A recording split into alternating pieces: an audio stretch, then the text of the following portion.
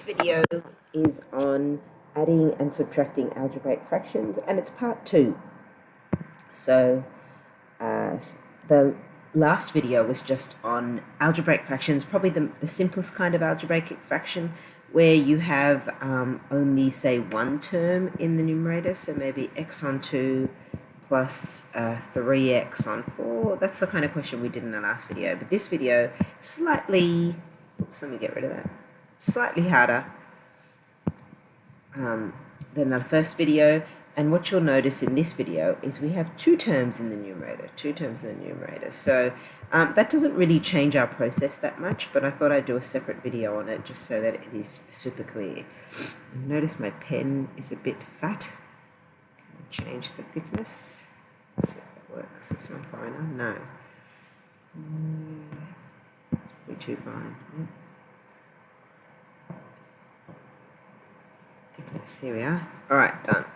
Alright, so what are we going to do? Well, let's think about the process that we used for adding algebraic fractions in our last video. Just going to move myself up. And that is, the first thing we're going to look for is a common denominator. So we've got 2 and 4, and the lowest common multiple of 2 or 4, or the smallest number that 2 and 4 both go into, is 4. In this case, if you multiply them, you're going to get 8. 8 is not the lowest common denominator, so don't always multiply. You want to think about what number will both 2 and 4 go into. And I'm going to think about, well, if I change the 2 to a 4, how did I do that? Well, I multiplied by 2, so whatever you do to the bottom, to the denominator, you must do to the numerator. Now, this is the tricky bit, okay? When I double the numerator, I am doubling this entire numerator. And the way we write that mathematically is 2 lots of x minus 1. Do not do that in your head. Make sure it is written down properly. And here's nice and easy for us to go from 4 to 4. Well, there's no change. And that means there should be no change in my numerator. Once you've changed your numerators, well then we can start to expand the brackets and collect our like terms. So I've got 2 lots of x minus 1, and then I have to add 2x plus 3. Well, from here I can start expanding out my brackets. So 2 lots of x is 2x, and 2 times minus 1 is minus 2. And then I'm going to continue with the terms that I have over here. So I'm going to add in my 2x and my plus 3. And then when I collect my like terms together, I have a 2x here and a positive 2x there. So that will give me 4x. And I also have a minus 2 plus 3. And minus 2 plus 3 is positive 1. So I have 4x plus 1 all over 4.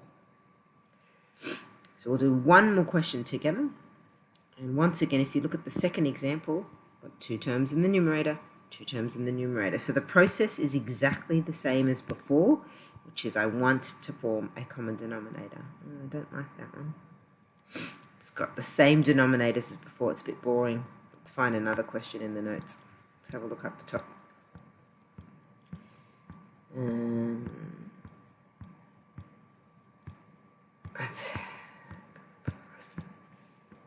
Here we go. Let's have a look at this question over here.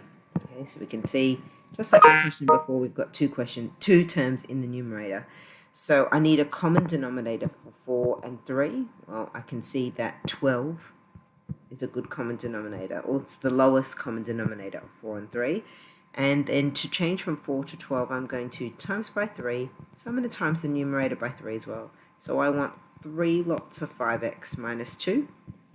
And then to go from 3 to 12, I'm going to times by 4. So this time around I have to change both my numerators. I want 4 lots of all of this. And the way I write that is 4 lots of 3x plus 5. Now that I have a common denominator, put everything over 12, and I can start to expand my brackets. The expanding is very important. And here's a very important step here. When I expand the brackets, it is a minus 4 that is being multiplied by both the terms in the brackets. That's very important. So we're going to have 3 lots of 5x. Well, 3 lots of 5x is 15x. And 3 times minus 2 is minus 6. minus 4 times 3x is minus 12x, and minus 4 times positive 5 is minus 20.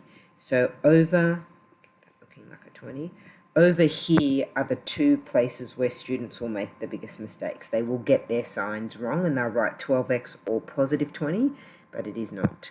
So when we collect our like terms, 15 minus 12x is 3x, and minus 6 minus 20, well, that's minus 26. And it should all be over the denominator, which is 12. Can I squeeze that in? 12, the denominator. Let me write that nicely. Let's see if I can get a bit of space here. Here we are, some space. Let's get rid of that. We'll put our 12 in. I hope that makes sense. 2 examples to rewatch if you're confused, and hopefully you can now work without me.